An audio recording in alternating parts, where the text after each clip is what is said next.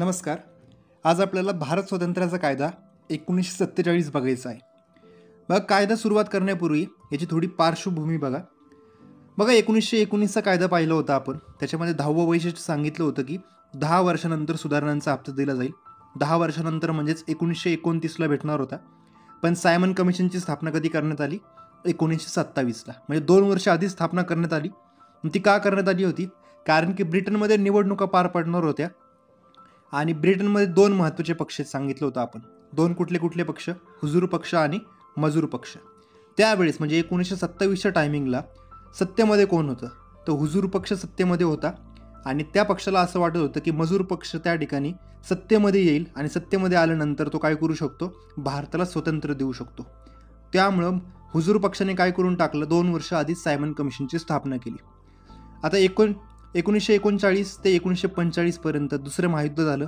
45ला महायुद्ध संपलं आणि ब्रिटन विजयी पक्षात होता, म्हणजे ब्रिटन युद्ध जिंकलेला होता. आणि त्यावेळेस सत्ता कोणाकडे होती? तर त्यावेळेस पण हुजूर पक्षाकडे सत्ता होती आणि पंतप्रधान कोण होते? विन्स्टन चर्चिल हे त्यावेळेसचे पंतप्रधान होते. आणि 1945ला निवडणुका झाल्या आणि त्यावेळेस विन्स्टन चर्चिलला असं वाटत होतं की आपण युद्ध जिंकलेलं आहे, म्हणजे ब्रिटनने युद्ध जिंकलेलं आहे आणि त्यामुळं ब्रिटनची जनता काय करून टाकेल? त्यांच्याच पक्षाला त्या ठिकाणी परत मतदान देतील आणि हुजूर पक्ष पुन्हा सत्तेमध्ये येईल असं विन्स्टन चर्चिलला वाटत होतं. पण तसं प्रत्यक्षात घडलं नव्हतं बघा. कारण की ब्रिटन जर बघितलं आपण, ब्रिटन युद्ध जर जिंकला होता, पण युद्धामध्ये ब्रिटनची फार मोठ्या प्रमाणात हानी झाल्यामुळे ब्रिटनच्या जनतेने काय केलं? तर मजूर पक्षाला त्या ठिकाणी मतदान केलं होतं आणि मजूर पक्षाला सत्तेमध्ये आणलं. त्यामुळे मजूर पक्षाचे पंतप्रधान बनले आणि ते पंतप्रधान कोण होते? क्लेमंट ॲटली हे पंतप्रधान झाले. 1945लाच पंतप्रधान झाले होते ते. त्याच्यानंतर 20 फेब्रुवारी 1947ला त्यांनी घोषणा केली. काय घोषणा होती ती? तर 30 जून 1948 पर्यंत ब्रिटिश राजवट भारतातील संपुष्टात येईल अशी त्यांनी एक घोषणा केली होती बघा. आणि त्यानुसारच नंतर भारत स्वातंत्र्याचा कायदा 1947 पारित करण्यात आला होता. बघा, भारत स्वतंत्र कायदा 1947 कसा बनला त्याच्या आधीच्या थोड्याफार घटना बघूयात बघा आपण. सगळ्यात पहिलं पॉईंट बघा, 1945ला ब्रिटनमध्ये निवडणुका झाल्या. निवडणुका झाल्यानंतर सत्तेमध्ये कुठला पक्ष आला? मजूर पक्ष. मजूर पक्षाचे पंतप्रधान कोण झाले? तर क्लेमंट ॲटली हे पंतप्रधान झाले. पुढचा घटनाक्रम जर बघितला, 1946मध्ये संविधान सभेची स्थापना करण्यात आली होती आणि संविधान सभेचं कार्य काय होतं? भारतासाठी संविधान तयार करणे हे त्याचं कार्य सांगितलं होतं. याच्यानंतरची घटना जर पाहिली आपण तर 20 फेब्रुवारी 1947ला क्लेमंट ॲटली यांनी घोषणा केली होती आणि घोषणेत काय सांगितलं त्यांनी? तर 30 जून 1948 पर्यंत भारतातील ब्रिटिश राजवट संपुष्टात येईल असं त्यांनी सांगितलं होतं. म्हणजेच इनडायरेक्टली त्यांनी काय केलं होतं? तर भारताला स्वातंत्र्य भेटेल 30 जून 1948 पर्यंत असं सांगितलं होतं. आता भारताला स्वातंत्र्य भेटणार म्हणजे मुस्लिम लीगने लगेच काय केलं त्या ठिकाणी? तर भारताची फाळणी करण्यासाठी मागणी केली किंवा आंदोलन करायला सुरुवात केली होती बघा. घोषणा झाल्या लगेच आंदोलन करायला सुरुवात केली. पुढचा घटनाक्रम जर बघितला आपण, ब्रिटिशांनी 3 जून 1947ला एक घोषणा केली किंवा एक स्पष्टीकरण सांगितलं त्यांनी काय सांगितलं तिथं बघा, तुम्ही घटना तयार करताय, म्हणजे संविधान सभा काय करते? भारतासाठी एक संविधान तयार करते आणि ते संविधान जर भारतातील एखाद्या भागाला जर मान्य नसेल, म्हणजे एखाद्या स्थानिक ठिकाणी जर किंवा एखादं शहर असेल किंवा एखादं राज्य असेल त्या ठिकाणी जर मान्य नसेल तर त्या ठिकाणी तुमची राज्यघटना लागू करता येणार नाही असं ब्रिटिशांनी सांगितलं होतं बघा. सुरुवातीपासूनच ब्रिटिशांनी काय तोडा आणि फोडा आणि राज्य करा असं एक तत्व वापरलेले आणि जाता पण ते काय करत गेलेले बघा. याच्या पुढचा घटनाक्रम जर बघितला आपण, 3 जून 1947ला अजून एक घोषणा करण्यात आली होती आणि ती घोषणा म्हणजेच काय सांगितली होती त्यांनी? तर फाळणीची योजना केली होती आणि यालाच आपण काय म्हणतो? माउंटबॅटन प्लॅन असं म्हणतो बघा. फाळणीची योजना म्हणजेच काय? माउंटबॅटन प्लॅन असं म्हणतो. म्हणजे भारत पाकिस्तान सेपरेट असे 2 राज्य असतील असं त्याच्यामध्ये सांगितलं होतं. राज्याने देश असतील असं सांगितलं होतं बघा. एवढ्या सगळ्या घटनाक्रमानंतर 4 जुलै 1947 रोजी ब्रिटिश पार्लमेंटमध्ये एक विधेयक मांडण्यात आले, म्हणजे तेच विधेयक होतं भारत स्वतंत्र विधेयक. आणि ते विधेयक कधी संमत करण्यात आले? तर 18 जुलै 1947ला त्याला राजाची मान्यता मिळाली होती आणि सर्वात शेवटी 15 ऑगस्ट 1947 पासून हे अंमलात येईल असं त्यांनी सांगितलं होतं बघा. तर याच्यानंतर बघा, या कायद्याची वैशिष्ट्य जर बघितली आपण, पुस्तकात आपल्याला एकूण 13 वैशिष्ट्य दिलेले, एक वैशिष्ट्य आपण बघूयात. कायद्याचं प्रथम वैशिष्ट्य बघा, या कायद्याने भारतातील ब्रिटिश राजवट संपुष्टात आली आणि 15 ऑगस्ट 1947 पासून भारत एक स्वतंत्र सार्वभौम राष्ट्र असल्याची घोषणा करण्यात आली. बघा काय सांगितले पहिल्या पॉईंटमध्ये, ब्रिटिश राजवट संपुष्टात आली आणि 15 ऑगस्ट 47 पासून भारत एक स्वतंत्र आणि सार्वभौम राष्ट्र असल्याची घोषणा करण्यात आली होती. बघा तर दुसरं वैशिष्ट्य बघा, या कायद्याने भारताची फाळणी करण्यात आली आणि भारत व पाकिस्तानी 2 स्वतंत्र राष्ट्रे निर्माण करण्यात आली. त्यांना ब्रिटिश राष्ट्रकुलापासून वेगळे होण्याचाही अधिकार देण्यात आला होता. बघा दुसऱ्या वैशिष्ट्यामध्ये काय सांगितले, या कायद्याने भारताची फाळणी करण्यात आली, 2 देश बनवले, भारत आणि पाकिस्तान, म्हणजे त्यालाच काय म्हटले आपण, फाळणी करण्यात आली. आणि पुढचा पॉईंट काय सांगितलेलं आहे, त्यांना ब्रिटिश राष्ट्रकुलापासून वेगळे होण्याचाही अधिकार देण्यात आला. बघा सध्याला जर बघितलं आपण, भारत राष्ट्रकुलाचा त्या ठिकाणी सदस्य, पाकिस्तान सुद्धा सदस्य आहे, मालदीव सुद्धा सदस्य आहे. त्या सदस्यत्वापासून आपण त्याच्यातून बाहेर पडू शकतो असं त्यांनी त्याच्यामध्ये सांगितलं होतं. म्हणजे ब्रिटिश राष्ट्रकुलापासून तुम्ही वेगळे पण होऊ शकता असं दुसऱ्या वैशिष्ट्यामध्ये सांगितलेलं आहे. बघा तिसरं वैशिष्ट्य बघा, या कायद्यामुळे व्हॉइसरॉय हे पद रद्द करण्यात आले. आता प्रत्येक देशाच्या मंत्रिमंडळाच्या सल्ल्यावरून ब्रिटिश सम्राट गव्हर्नर जनरल नियुक्त करेल. म्हणजे व्हॉइसरॉयच्या ऐवजी आता परत काय आणला, भारताचा किंवा पाकिस्तानचा गव्हर्नर जनरल असे पद निर्माण करण्यात आले. म्हणजे पाकिस्तानसाठी एक गव्हर्नर जनरल आणि भारतासाठी गव्हर्नर जनरल. पाकिस्तानचे पहिले गव्हर्नर जनरल कोण होते, तर मोहम्मद अली जिना हे पहिले बनले होते. आणि भारतासाठी पहिले गव्हर्नर जनरल कोण होते, तर लॉर्ड माउंटबॅटन हे पहिले गव्हर्नर जनरल होते. बघा चौथं वैशिष्ट्य बघा, त्याच्या पहिल्या लाईनमध्ये काय सांगितलं चेक करा. बघा ब्रिटिश काय म्हणते, तुम्ही तुमची राज्यघटना तयार करा आणि ती तुम्ही तुमचे स्वीकारण्याचे अधिकार देण्यात आली. तुम्ही म्हणजेच काय म्हणते ते पाकिस्तानला पण आणि भारताला पण असा उल्लेख केला आहे. बघा म्हणजे पाकिस्तानला पण म्हणतात तुम्ही तुमची राज्यघटना तयार करा आणि ती तुम्ही स्वीकारण्याचा अधिकार पण तुम्हाला आहे. सेम तसंच पॉईंट भारताला पण सांगते. चौथ्या पॉईंटमध्येच दुसरी लाईन काय सांगितली बघा, तिथं स्वातंत्र्याच्या कायद्यासहित ब्रिटिश संसदेने केलेले कोणताही कायदा रद्द करण्याचा अधिकार. म्हणजे आता ब्रिटिशांनी जे कुठले कायदे केले होते आत्तापर्यंत ते कायदे रद्द करण्याचा अधिकार भारताला पण भेटला. म्हणजे भारताच्या एरियात जे काही कायदे लागू असतील ते रद्द करण्याचा अधिकार कोणाला भेटला, भारताला भेटला. पाकिस्तानमध्ये जर कुठले कायदे लागू असतील तर तो रद्द करण्याचा अधिकार कोणाला भेटला, तर पाकिस्तानला सुद्धा भेटला. बघा पाचव्या पॉईंटमध्ये बघा काय सांगितले, आता 15 ऑगस्ट 1947 नंतर ब्रिटिश तर भारतासाठी किंवा पाकिस्तानसाठी कायदे करू शकत नाही आहेत. मग आता कायदे करण्याचा अधिकार कोणाचा आहे, त्यांच्या देशातील संविधान सभांना कायदे करण्याचा अधिकार आहे. बघा म्हणजे भारतामध्ये कायदे कोण करणार, तर भारतीय संविधान सभा. पाकिस्तानमध्ये कायदे कोण करणार, तर पाकिस्तानची संविधान सभा कायदे करेल असं 5व्या पॉईंटमध्ये सांगितलेलं आहे. बघा 6वं वैशिष्ट्य बघा, भारत मंत्री हे पद रद्द करण्यात आलं. आता तिथं प्रश्न आहे बघा, भारत मंत्री हे पद कधी निर्माण करण्यात आलं होतं, तर 1858च्या कायद्यानुसार निर्माण करण्यात आलं होतं. आणि काय सांगितलं होतं आपण हा पॉईंट, तर ब्रिटिश मंत्रिमंडळातील म्हणजे ब्रिटिश पार्लमेंटमध्ये जे काही मंत्रिमंडळ आहे त्यातला एक कॅबिनेट मंत्री होता, तो म्हणजेच कोण, भारत मंत्री. आता ते भारत मंत्र्याची कार्य कोणाकडे देण्यात आली, तर राष्ट्रकुल व्यवहारासाठीचा जो काही सचिव होता त्या सचिवाकडे ती सगळी कार्य सोपवण्यात आली होती. बघा वैशिष्ट्य बघा, या कायद्याने 15 ऑगस्ट 1947 पासून ब्रिटिशांचा संस्थानिकांवरील अधिकार रद्द करण्यात आला.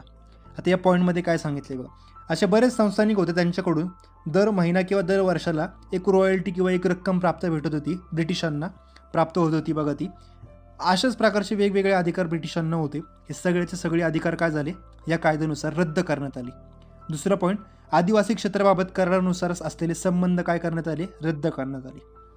8व्या विशिष्टामध्ये काय सांगितले चेक करा, भारतातील संस्थानिकांना भारतात किंवा पाकिस्तानात सामील होण्याची किंवा स्वतंत्र राहण्याची मुभा देण्यात आली. आणि या कायद्यातील सर्वात वादग्रस्त म्हणू शकतो आपण हाच पॉईंट होता. जसं की उदाहरण जर घेतलं आपण, जम्मू काश्मीरचा जो राजा होता त्या राजाने काय निर्णय घेतला होता, स्वतंत्र राहण्याचा निर्णय घेतला होता. पण पाकिस्तानने त्यांच्यावरती आक्रमण केल्यामुळे तो कुणामध्ये सामील झाला, भारतामध्ये सामील झाला होता. बघा 9वं वैशिष्ट्य बघण्यापूर्वी एक पॉईंट बघा, भारत सध्या कुठल्या मूलभूत कायद्यानुसार चालवला जातो, तर याचं उत्तर आहे भारतीय संविधानानुसार भारत चालतो. बघा आता भारत स्वतंत्र झाल्या लगेच संविधान लागू झालं होतं का, तर नाही. 1950मध्ये म्हणजे 26 जानेवारी 1950ला संविधान लागू झालं होतं.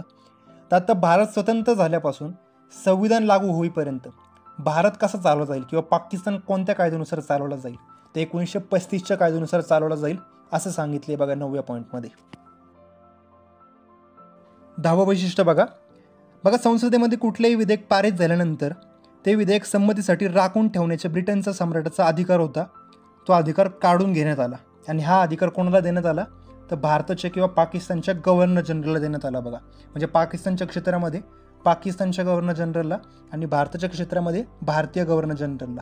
भारताचा पहिला गव्हर्नर जनरल कोण बनला होता तर माउंटबॅटन बनला होता बघा. 11वं वैशिष्ट्य बघा, या कायद्याने भारताचा गव्हर्नर जनरल आणि प्रांतांचे गव्हर्नर यांना घटनात्मक राष्ट्रप्रमुख करण्यात आले. सर्व बाबींमध्ये संबंधित मंत्रिमंडळाच्या सल्ल्यानुसारच कार्य करणे बंधनकारक केले होते. आता बघा इथे एक कंपॅरिझनसाठी एक उदाहरण घेऊयात बघा. भारतासाठी जर बघितलं आपण, भारताचा नाममात्र प्रमुख कोण आहे तर राष्ट्रपती. राष्ट्रपती डायरेक्ट डिसिजन कुठले घेतोय का तर कुठलेच डिसिजन घेत नाहीये, पण सर्व कारभार कोणाच्या नावाने चालतोय राष्ट्रपतीच्या नावाने. आणि सगळं कारभार डिसिजन कोण घेते तर मंत्रिमंडळ सगळं डिसिजन घेते बघा. म्हणजे मंत्रिमंडळ डिसिजन घेते आणि राष्ट्रपतीच्या नावाने कारभार चालतोय. म्हणजे राष्ट्रपती हा नाममात्र प्रमुख झाला. सेम तशीच कन्सेप्ट या ठिकाणी सांगितलेली आहे बघा. तर गव्हर्नर जनरल हा नाममात्र प्रमुख आहे, सर्व डिसिजन कोण घेणार आहे मंत्रिमंडळ सगळे डिसिजन घेणार आहे, असं 11व्या पॉईंटमध्ये सांगितलेलं आहे बघा. 12वं वैशिष्ट्य बघा, इंग्लंडच्या सम्राटाच्या किताबातून भारताचा सम्राट हे शब्द काढण्यात आले. बघा इंग्लंडचा सम्राट हाच भारताचा सम्राट होता असं आधीपर्यंत म्हणजे भारत स्वातंत्र्यापर्यंत होतं आणि स्वातंत्र्याच्या कायद्यानुसार काय करण्यात आलं हे रद्द करण्यात आलं बघा. सध्या जर बघितलं आपण ऑस्ट्रेलियाचा पण सम्राट किंवा कोण साम्राज्ञी कोण म्हणतो आपण, ब्रिटनची राणी जी आहे तीच कुणाची साम्राज्ञी म्हणतो आपण, ऑस्ट्रेलियाची साम्राज्ञी म्हणतो बघा. त्याचप्रकारे भारताची पण साम्राज्ञी तीच असली असती, पण 47च्या कायद्यामध्ये काय केलेले हे पद रद्द म्हणजे ही तरतूदच रद्द करण्यात आलेली आहे. 13वा पॉईंट बघा, भारत मंत्र्याने नागरी सेवांमध्ये नियुक्ती करणे आणि पदांमध्ये आरक्षण ठेवणे हे बंद करण्यात आले. आता पॉईंट बघा, भारत मंत्री जर बघितलं आपण हे पद निर्माण कधी केलं 1858च्या कायद्यानुसार आणि नागरी सेवांमध्ये नियुक्ती करणे हे अधिकार कोणाचे होते भारत मंत्र्याचे आणि पदांमध्ये आरक्षण ठेवणे हे सुद्धा कार्य कोणाचं होतं भारत मंत्र्याचं होतं. आता भारत मंत्री हेच पद काय केलं होतं 47च्या कायद्यानुसार रद्द करण्यात आलं होतं, म्हणजे त्याचे अधिकार सुद्धा काय होणार आहेत हे रद्द करण्यात आलेले आहेत बघा. आजच्या लेक्चरमध्ये आपण काय पाहिलं याचा शॉर्टमध्ये पुन्हा एकदा आढावा घेऊयात बघा. भारत स्वतंत्र कायदा 1947 पारित होण्यापूर्वी काय काय घटनाक्रम घडले हे एकदा बघितलं होतं आपण बघा. सर्व पहिला घटनाक्रम काय होता, 1945ला निवडणुका झाल्या, ब्रिटनमध्ये निवडणुका झाल्या. सत्तेमध्ये कोण आलं, मजूर पक्ष सत्तेमध्ये आला होता.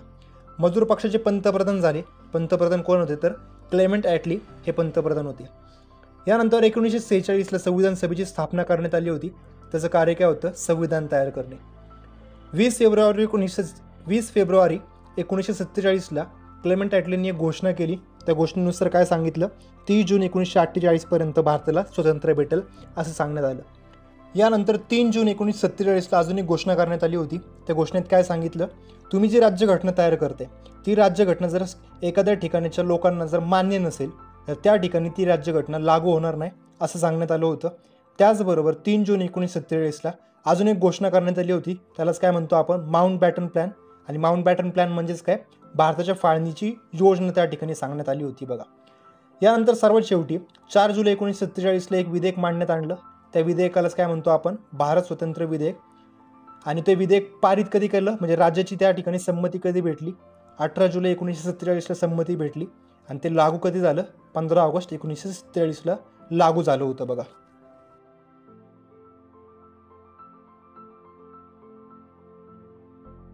भारत स्वतंत्र कायदा 1947ची वैशिष्ट्य बघा. पहिलं वैशिष्ट्य, 15 ऑगस्ट 1947 पासून भारत एक स्वतंत्र आणि सार्वभौम राष्ट्र असल्याची घोषणा करण्यात आली. दुसरं वैशिष्ट्य, भारत व पाकिस्तानी दोन स्वतंत्र राष्ट्र निर्माण करण्यात आली. तिसरं वैशिष्ट्य, व्हॉइसरॉय हे पद रद्द करण्यात आले आणि त्या जागी गव्हर्नर जनरल म्हणजे भारताचा गव्हर्नर जनरल आणि पाकिस्तानचा गव्हर्नर जनरल असे पद निर्माण करण्यात आले. चौथं वैशिष्ट्यामध्ये काय बघितलं बघा, ब्रिटिश सांगतात की तुम्ही तुमचं संविधान तयार करा आणि ते तुम्ही स्वतः स्वीकारा असं सांगितलं. 5वं वैशिष्ट्य, कायदे करण्याचे अधिकार दोन्ही देशांच्या संविधान सभांना देण्यात आले. मग आता जर ब्रिटिश जर कायदे करत नसतील तर मग कायदे कोणतरी करायला पाहिजे.